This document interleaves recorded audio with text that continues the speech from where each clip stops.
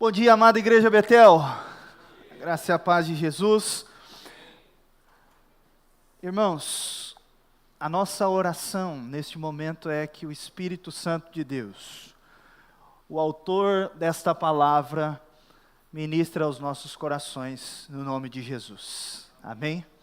Nós estamos no mês de maio, mês da família. Portanto, nós iremos, durante todo este mês, meditar sobre famílias, e o tema é famílias incomuns.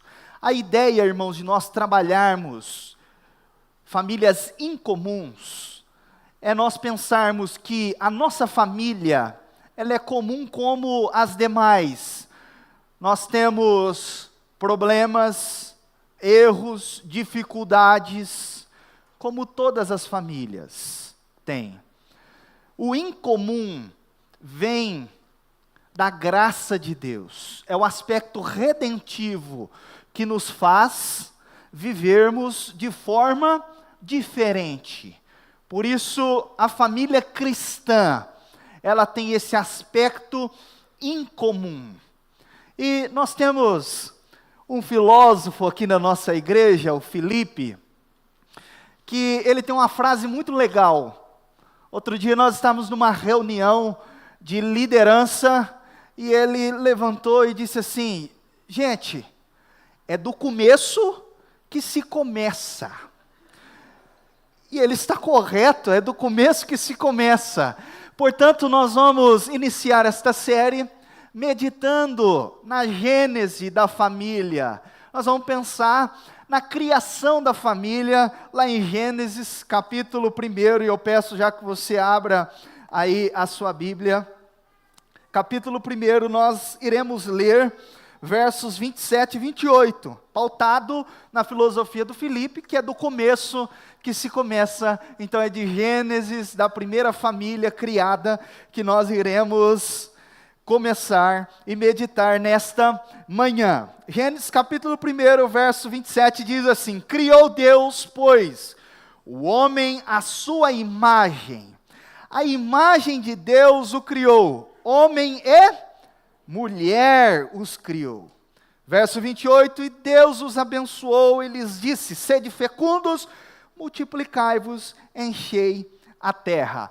Irmãos, só até aí, depois nós daremos sequência aqui na leitura do texto bíblico, do texto da Bíblia. Permaneça com a Bíblia aberta aí.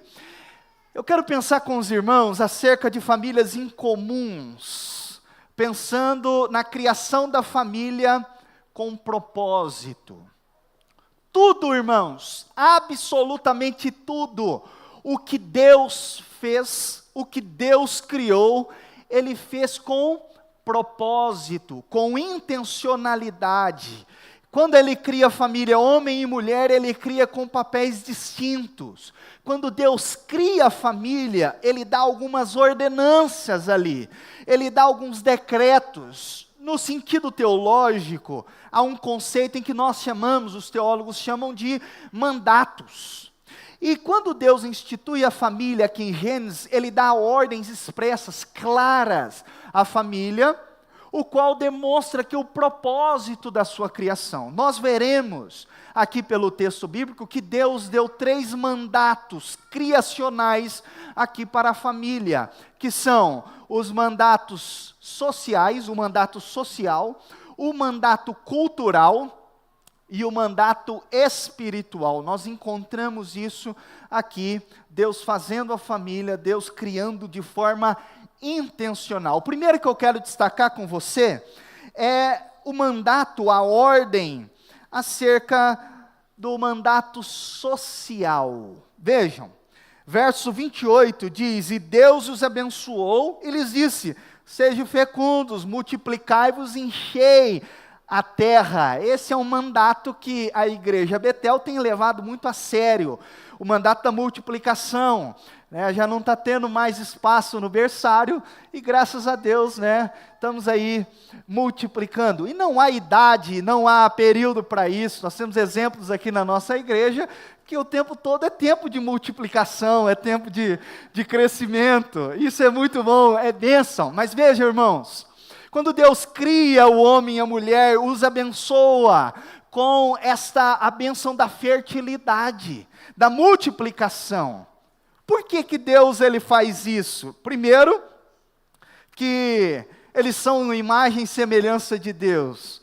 Tem essa bênção de crescer e multiplicar. Segundo, irmãos, a ideia de multiplicação, a ideia de crescimento, está muito intimamente ligado com a questão social. Se você ler Gênesis capítulo 2, verso 18, e perceba isso, preste atenção no que eu vou dizer agora. O primeiro capítulo de Gênesis, Deus criou tudo, todas as coisas, inclusive o homem e a mulher. Nós vimos aqui no verso 27, que Deus os fez imagem e semelhança, homem e mulher, falando aqui no sentido da sexualidade, aqui. Homem e mulher os criou, a sua imagem e semelhança. E para nós pensarmos os mandatos de Deus, as ordens de Deus, irmãos, tudo que Deus está fazendo aqui com intencionalidade, Ele está fazendo isso pautado nele mesmo. Deus, irmãos, Ele é um ser social. Algumas pessoas pensam que quando Deus cria o homem e a mulher, é porque Deus estava nos céus, num período de solidão. Puxa, coitado de Deus, Ele estava sozinho, lá na imensidão da eternidade, nas mansões celestiais. Deus sozinho precisava de alguém para relacionar. Não, irmãos, e preste atenção, vou frisar de novo, não é essa a ideia. Deus é perfeito e completo em si mesmo. Deus, irmãos, Ele socializa, Ele se relaciona na Trindade. O Pai, o Filho e o Espírito Santo. Quando nós vemos, irmãos, ali em João 17, o diálogo de Jesus com o Pai, é algo harmonioso. O Pai me disse assim, e Pai, assim como o Senhor me enviou, eu cumpri a sua ordem, e agora glorifica o teu Filho com a glória que eu tinha antes. Irmãos, há um relacionamento perfeito, harmônico, em Deus, na Trindade.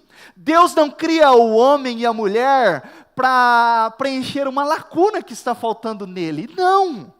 Mas quando Deus cria homem e mulher, os cria a sua imagem e semelhança, e essa imagem e semelhança tem a ver com relacionamento. Deus nos fez essencialmente seres relacionais. Verso 18 do capítulo 2 de Gênesis diz assim: disse mais o Senhor Deus, não é bom que o homem esteja só. É um texto muito usado para casamento, mas irmãos, se aplica à família. Deus não nos criou para viver na solidão.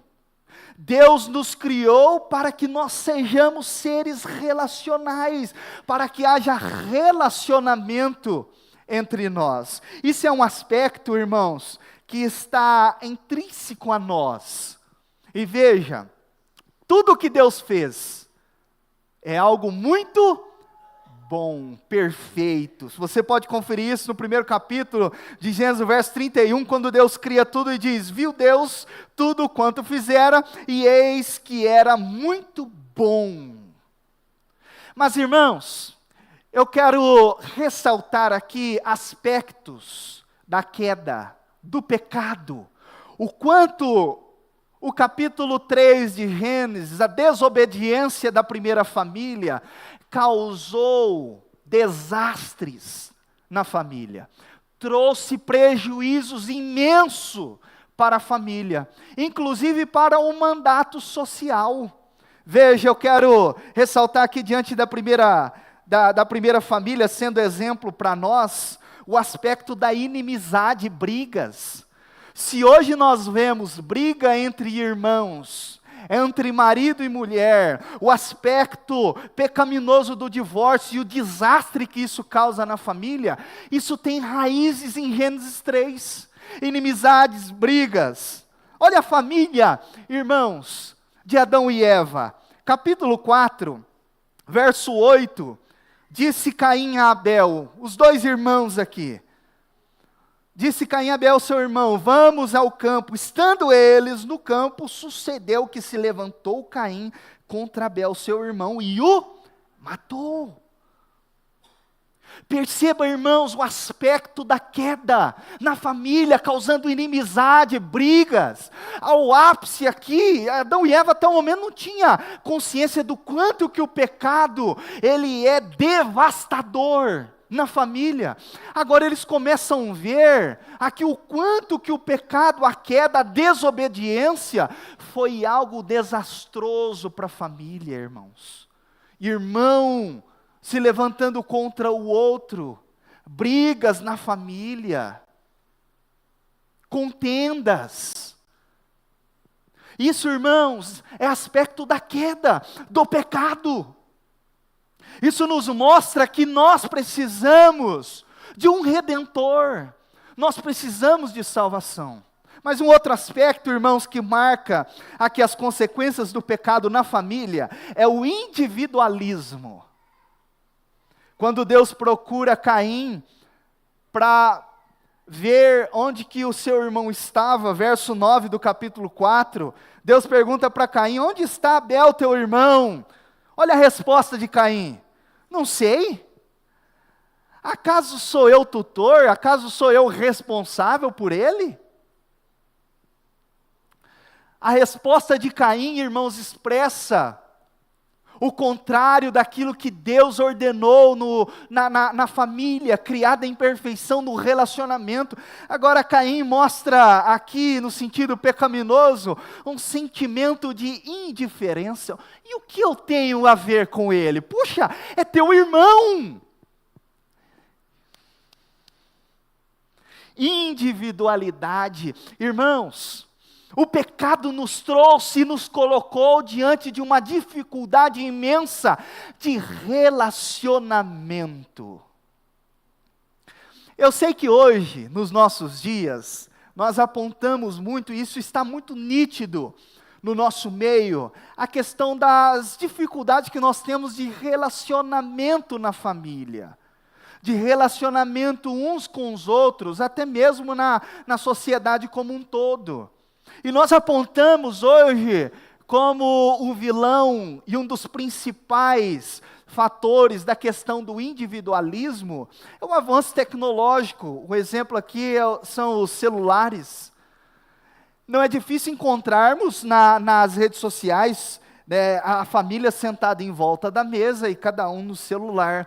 Não é difícil vermos, irmãos, um membro da família está no quarto, o outro na cozinha, o outro no quintal, ou terreiro, não sei como é que fala aqui em Belo Horizonte, terreiro ou quintal? Os dois vale, está tudo certo, terreiro e quintal. E aí, um mandando mensagem para o outro. Irmãos, eu sei que isso é um aspecto nosso contemporâneo, e de fato, irmãos, há prejuízos imensos ocasionados hoje a nós como família, no sentido social, de relacionamento entre nós, porque nós temos inúmeras mensagens para responder, nós nos distraímos, presta atenção nisso, nós nos distraímos muito fácil nas redes sociais.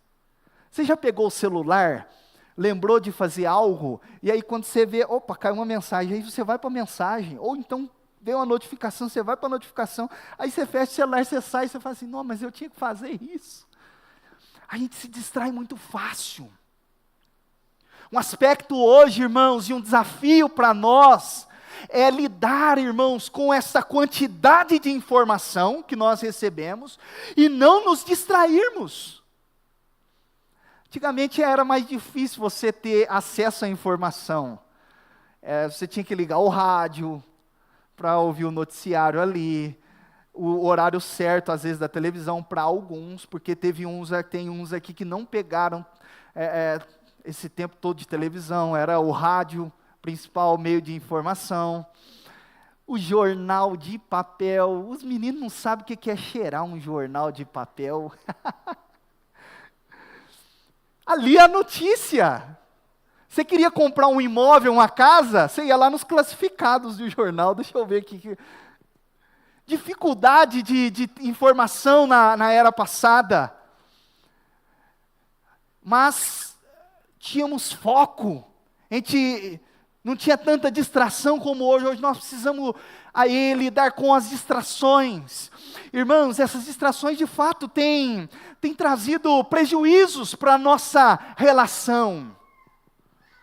Os patrões aqui que me ouvem sabem, puxa, é uma luta para o menino trabalhar, porque trabalho e celular não dá certo, a gente se distrai muito fácil, a gente se perde, nós não conseguimos olhar no olho do outro e ver que ele está mal ou ele está muito bem, vibrando por algo que aconteceu. Mas irmãos, dificuldades de relacionamentos não é característica só da nossa geração. Isso sempre existiu depois de Gênesis 3. Caim e Abel é um exemplo claríssimo disso. Claríssimo disso. A Bíblia não vai nos mostrar aqui a questão de Adão e Eva. Mas, irmãos, nós vemos que pela revelação bíblica, no decorrer gradativo em que Deus vai revelando, nós vemos que o pecado, ele foi danoso no sentido do mandato cultural, do relacionamento.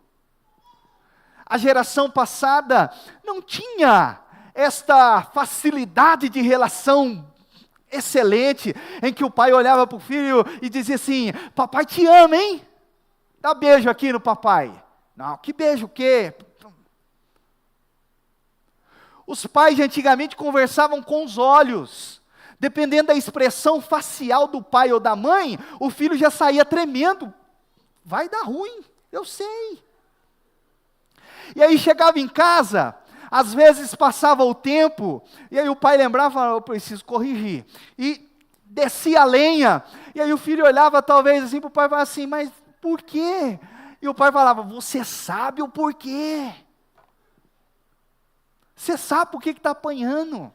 Irmãos, o pecado colocou uma barreira no mandato social dos nossos relacionamentos. Trágica. Relacionamento entre esposo e esposa. É muito comum, às vezes, irmãos, não ter aquela intimidade no relacionamento no sentido de diálogo, em que às vezes está conversando ali numa roda, e um vira para o outro e fala: não, isso aí tal, eu não gosto. O outro olha e fala assim: mas como assim? Como assim? Outro dia eu estava vendo uma palestra de casais, em que um casal de idosos, eles foram no cemitério escolher ali o local em que eles seriam enterrados. E aí o senhorzinho disse: eu quero do lado direito. Ela olhou para ele e falou: não, mas não faz sentido, você sempre dormiu do lado esquerdo. Agora você quer do lado direito? Aí ele olhou para ela: pois é, sempre dormi do lado direito, mas nunca gostei de dormir do lado direito. A Juliana, ela faz isso: não, esse é o meu lado. E se por lado dela, vai para lá. Esse é o meu lado. Até no sofá tem lado. Eu já sei, o lado dela é esse, então não vou lá caçar confusão. Perceba, irmãos, dificuldade de diálogo, de relacionamento no casamento, na família, conversar com os filhos e os filhos conversar com os pais. Nós já temos uma barreira imensa, que é a barreira geracional. É difícil a linguagem dos filhos hoje com os pais, porque são linguagens distintas. Linguagens distintas. O pai falou uma coisa e o filho: eu entendi tudo. Não entendeu nada. Entendeu nada. E o filho fala uma coisa para o pai e o pai fingindo que entendeu tudo. Dificuldades, irmãos, de relacionamento. Isso é um aspecto da queda, do pecado que trouxe aqui para nós, na família e na sociedade como um todo. Segundo mandato é o mandato cultural. E o mandato cultural, ele tem a ver com o trabalho. Ele tem a ver, irmãos, com o dominar a criação. Veja comigo, Lá em Gênesis capítulo 1, que nós lemos, verso 28, Deus abençoou e lhes disse: sede fecundos, multiplicai-vos e enchei a terra. Perceba os verbos aí no imperativo. Sujeitai-a, dominai sobre os peixes do mar, sobre as aves dos céus e sobre todo animal que rasteja pela terra. Olha aí o verso 26. Façamos o homem à nossa imagem, conforme a nossa semelhança. Tenha ele domínio. Perceba, irmãos, ordens expressas, claras do Criador, mandando que o homem e a mulher, os mandatos aqui é para que eles sujeitem a criação, para que eles dominem sobre a criação, que eles trabalhem. Olha aqui a explicação, aqui no capítulo 2, nos três primeiros versos, Deus vai falar acerca do sétimo dia. Mas do verso 4 em diante, Deus está explicando como que Ele fez o homem e a mulher. Ou seja, a coroa da criação, essa é a expressão teológica. O homem e a mulher é o ápice da criação, porque os fez a sua imagem e semelhança. Ele vai explicar isso. Deus planta um jardim, olha lá no capítulo 2, verso 15. Tomou, pois, o Senhor Deus ao homem e o colocou no jardim do Éden. Para finalidade, propósito, para o quê? Traz café para o povo aí, Rodrigão. Colocou o homem no jardim para verbos, imperativos, cultivar. O que é cultivar? Lavrar, trabalhar, guardar, proteger. Perceba ordens, irmãos, claras do propósito de Deus para nós. Trabalho, irmãos. E veja, um aspecto da queda do pecado foi trazer para nós uma consciência de que o pecado, de que o trabalho, ele é fruto do pecado. Uma consciência distorcida, nunca foi. O trabalho, irmãos, ele antecede a queda. Eu já vi alguns irmãos dizendo o seguinte: quando eu chegar no céu, o tal do Adão vai se ver comigo. Estou tendo que acordar cedo e trabalhar, a culpa desse infeliz. Deixa ele comigo. Irmãos, o trabalho, ele é divino. Lembra que eu disse, o protótipo aqui, para nós pensarmos família, é o próprio Deus. Jesus, quando ele é indagado acerca do sábado, quando os fariseus e escribas o acusam dizendo: esse aqui não é homem de Deus de forma nenhuma, ele trabalha no sábado. Se ele fosse de Deus realmente, ele não trabalharia no sábado. Jesus responde a eles dizendo o seguinte: o meu Pai trabalha ainda hoje, e eu também. Irmãos, Deus não mandou ninguém criar o mundo, Ele fez, Ele criou. Já viu a expressão colocar a mão na massa? Tem que colocar a mão na massa? É o sentido literal da criação do homem. Deus, Ele pega a massa, o barro, o pó, e forma um Deus, irmãos. Lá no princípio colocou a mão na massa. E alguns dizem o seguinte: não, o trabalho é o Adão, culpado dele. Não! O trabalho, irmãos, é bênção de Deus. Mas veja as consequências do pecado, da queda. Gênesis capítulo 3, observa comigo, verso 17. Por tua causa, Adão, lá Deus falando, que comesses da árvore que eu te ordenara, não comesse. Maldita é a terra por tua causa. Olha lá, em fadigas obterás dela o sustento durante os dias da sua vida. Verso 19, no suor. Olha lá, verso 19, no suor do rosto comerás o teu pão.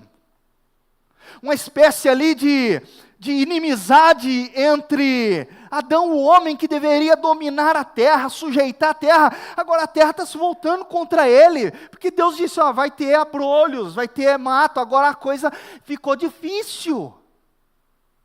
Mas o trabalho, irmãos, nunca foi uma herança do pecado e da queda.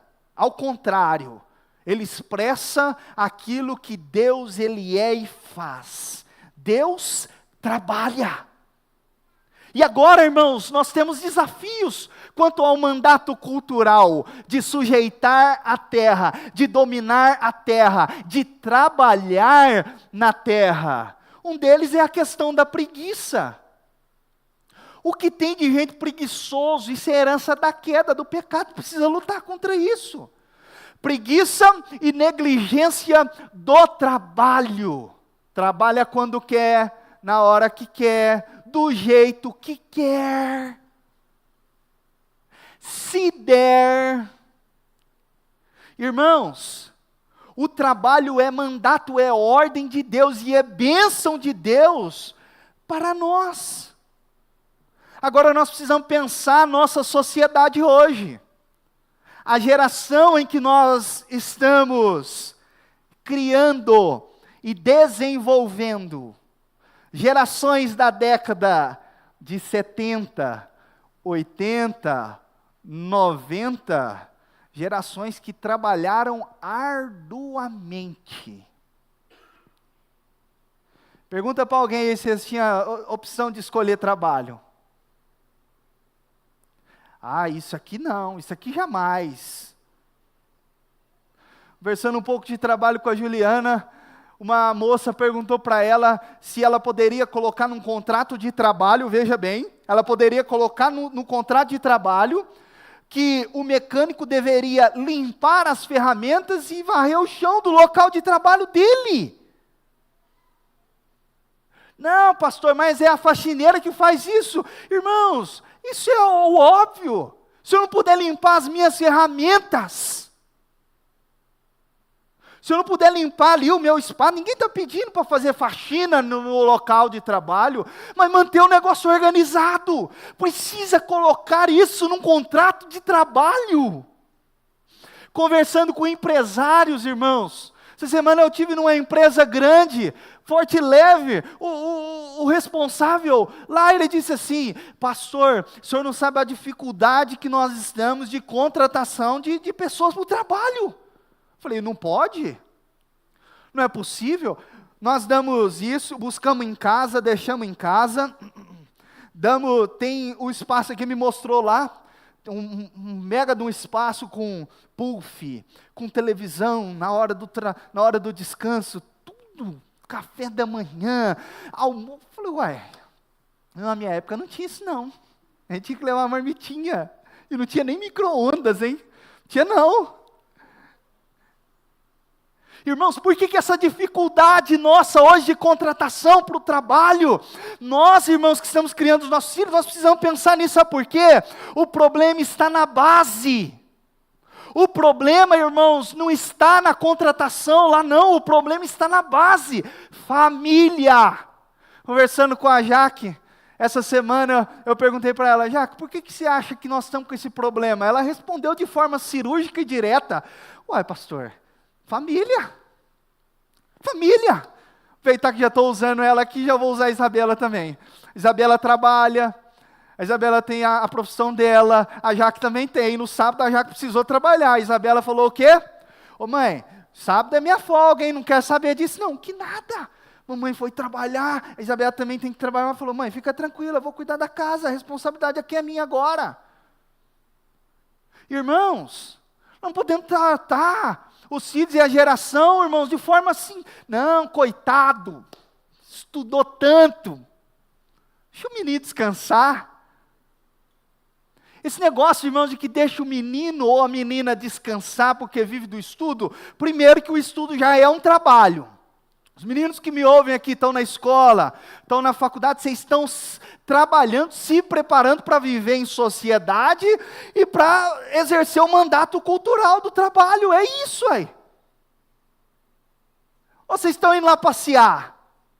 Não, escola não é lugar de passeio, passear no shopping.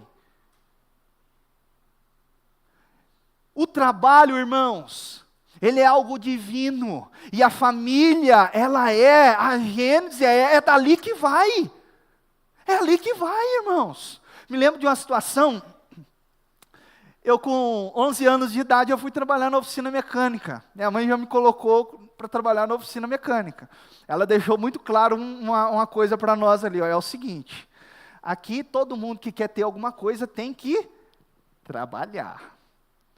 Então esquece esse negócio de estralar os dedos e a coisa vai chegar aqui, tem que trabalhar. Me lembro que certa feita eu cheguei da oficina, tirei a botina, tirei a calça cheia de graxa, a camisa, pus a bermuda e descalço mesmo, correndo para a rua. A hora que ela ouviu o barulho lá do portão abrindo, ela, Richard! Falei, ixi, pronto. Voltei e falei, oi mãe, você não vai brincar agora não. Eu vou te ensinar a lavar roupa hoje. Falei, puxa, tá de brincadeira. Tá de brincadeira. Na hora você fica irado. Você fica bravo. É mãe, porque se não fosse eu vou te contar, hein? Não, mãe. A resposta, não, mãe. Lavar roupa é coisa de mulher. Lembro que ela pegou, e minha mãe sempre teve a unha grande. Ela pegou no braço aqui assim, ficou as marcas e ela me chacoalhou e disse assim, lavar roupa não é coisa de mulher, lavar roupa é coisa de gente limpa. Então tá, vamos aprender.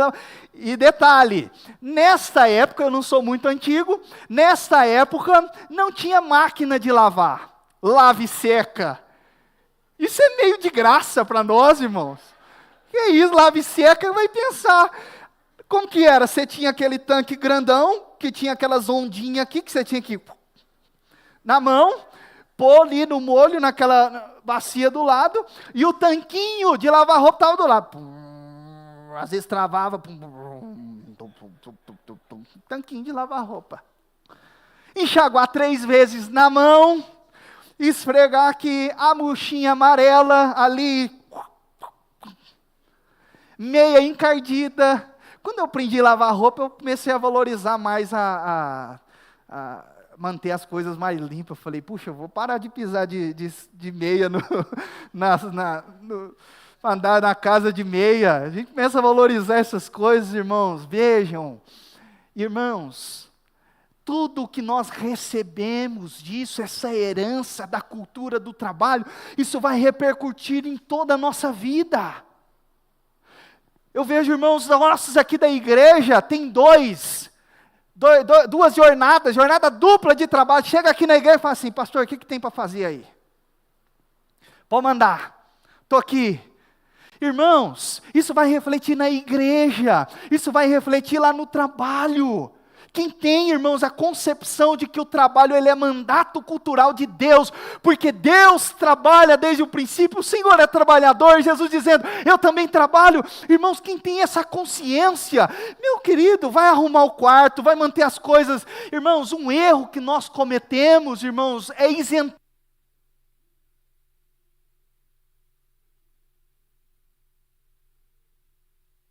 O substituto, voltou. Se não voltar, a gente vai aqui. Sabe o que nós, às vezes acontece muito na família? Perigo, irmãos, perigo para nós. Pode deixar que eu vou de cá. É assim mesmo, ao vivo e a cores. Pai e mãe, ralando, trabalhando. E o menino jogando videogame? Exemplo da minha própria família. Uma das minhas irmãs me liga e fala, dá um jeito nesse menino para mim. Eu falo, como é que eu vou dar um jeito no menino? Olha como é que foi lá atrás. Meu cunhado no quintal, tirando grama, trabalhando. Ela na cozinha, faxinando, lavando banheiro, tudo. Tá o quarto dele bagunçado. Vai limpar o quarto. Esse menino tem jeito, deixa eu ir lá arrumar esse quarto logo. E aí, irmãos, criou, não teve cultura de trabalho. E aí quer chegar na empresa, quer chegar no mercado de trabalho e ser o CEO da empresa. E aí quer demonstrar algo que não recebeu lá atrás, irmãos. Nós precisamos mudar essa concepção e essa realidade. Quando que o trabalho começa? Desde cedo. Lavínia, pode começar a pegar os brinquedos aqui, vamos, pôr na caixa. Eu amo quando a Lavínia, ela quer brincar com rodo, vassoura. Isso mesmo, filha, isso mesmo, papai está honrado. Eu não vejo a hora, vou passar o bastão para você, viu? Vou passar, porque a Juliana não pode lavar banheiro, eu lavo. Tem que fazer lá em casa, e aí eu Vai treinando, glória. Eu esqueci o nome do menino que estava aqui na recepção, aqui no acolhimento, filho da Edson. O Edson, está aqui, ó, menino novo, já servindo ao Senhor. Que idade começa? Desde sempre. O mandato cultural é para todos, para toda a família, irmãos. Deixa eu finalizar. Mas antes de ir para o terceiro mandato, deixa eu dizer algo também muito importante aqui acerca da idolatria do trabalho. Se por um lado nós temos o aspecto pecaminoso da negligência do trabalho, nós temos um outro lado também perigosíssimo. Idolatria ao trabalho, e com o home office piorou mais ainda. Porque antes, irmãos, a gente deixava o trabalho lá, agora nós estamos dormindo com o trabalho e acordando com o trabalho. Perigosíssimo. Quando pergunta assim, quem é você? Eu sou advogado, eu sou médico. Ué, é a profissão que define quem eu sou? É o que eu faço que define quem eu sou? Perceba, irmãos, como que o aspecto da sociedade em si tem deturpado a questão do trabalho. O que dignifica o homem é o trabalho. É isso? E aí, a partir desse aspecto, a gente começa a idolatrar o trabalho. Precisamos tomar cuidado, irmão, sabe por quê? O terceiro mandato é o mandato espiritual. E muita gente, por conta da idolatria do trabalho, pela ambição do coração, querendo ficar rico, negligencia o dia do Senhor, o domingo, o dia do ajuntamento solene. Não foi eu, não é o pastor, não é o padre, nenhuma autoridade religiosa que convoca o povo, irmãos, a estar diante do Senhor, é o próprio Deus. O mandato espiritual, irmãos, diz respeito ao nosso relacionamento com Deus. Se nós somos seres criados para socializar, se nós somos criados para o trabalho dominar e sujeitar a terra, nós somos seres espirituais. Espirituais. Tem um sociólogo da Inglaterra que ele fez um estudo da antropologia, da religião, e ele disse o seguinte: toda cultura tem aspecto religioso, quer, deseja, precisa, há essa necessidade intrínseca, essencial, em nós de buscar algo, de buscar o divino, de buscar algo espiritual. Olha o que Deus, irmãos, no capítulo 2, verso 3, ele faz, e abençoou Deus o dia sétimo, e o santificou. Esse santificar é separar. Perceba, irmãos, Deus não santificou algo da criação, Deus não santificou um templo, Deus não falou assim, ó, Adão e Eva, olha o jardim, eu estou consagrando esse jardim aqui. Não! Deus consagrou, irmãos, o tempo. E um tempo, irmãos, de qualidade, um tempo de relacionamento com Ele. Observe o capítulo 3, do verso 8, aí após a queda, quando ouviram a voz do Senhor Deus que andava no jardim pela viração do dia, se esconderam.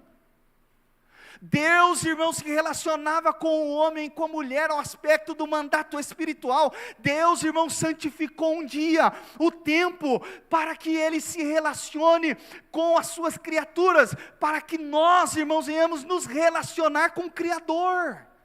Isso é muito sério. Se Deus santificou algo, irmãos, é porque Deus preza, Deus valoriza.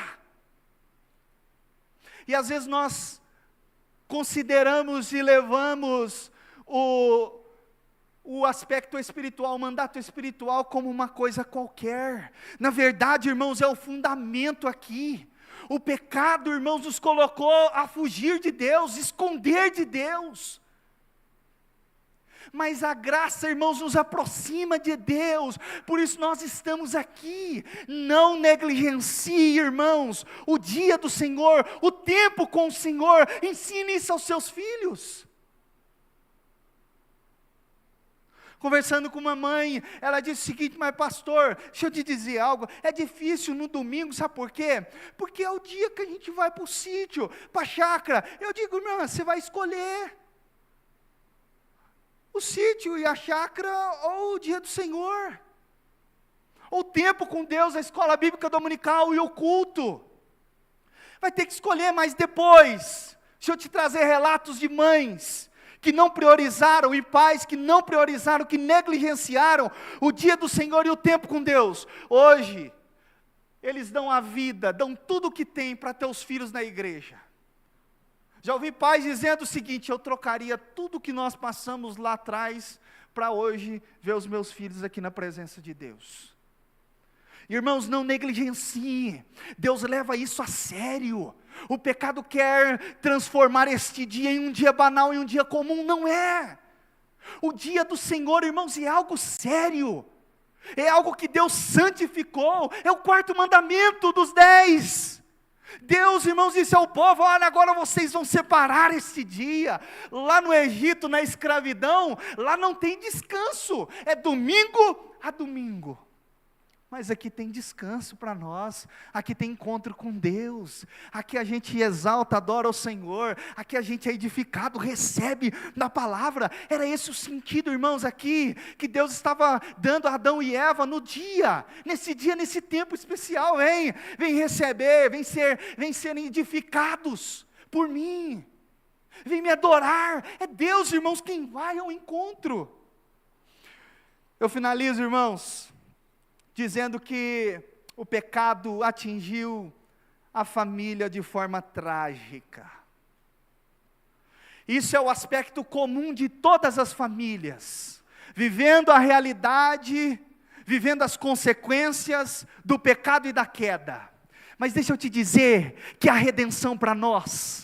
Deixa eu te dizer que tem problemas relacionais na família. Deixa eu te dizer que você que tem problemas do mandato cultural, do trabalho na família, no sentido espiritual, há redenção para nós, irmãos. E veja, a redenção, ela vem da família. Gênesis 3,15, esse texto é maravilhoso. Porém, inimizade entre ti e a mulher, entre a tua descendência e o seu descendente, esse te ferirá a cabeça e tu lhe ferirás o calcanhar. Ah, meus irmãos, o nosso Redentor, aquele que morreu na cruz por nós, para que nele fossem benditas todas as famílias da terra, veio da família nascido de mulher, da Virgem Maria, para trazer redenção para a minha família, para a sua família. Irmãos, Deus nos chama a cumprir esses mandatos, mas cumpri-los, irmãos, na cruz de Cristo, na redenção que há em Cristo Jesus, irmãos. Este é o Redentor que vem da família. Jesus restaura o mandato social, como nós vimos, a partir, irmãos, do perdão, da reconciliação. Jesus restaura o mandato cultural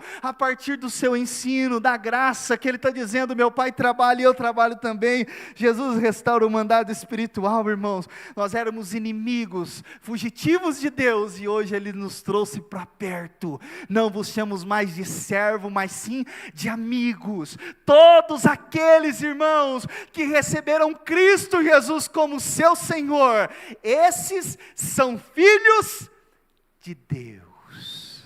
Se coloca de pé comigo no nome de Jesus. Há redenção para a sua casa e para a sua família. A redenção não está no trabalho e no seu esforço, está em Cristo Jesus, o nosso Senhor.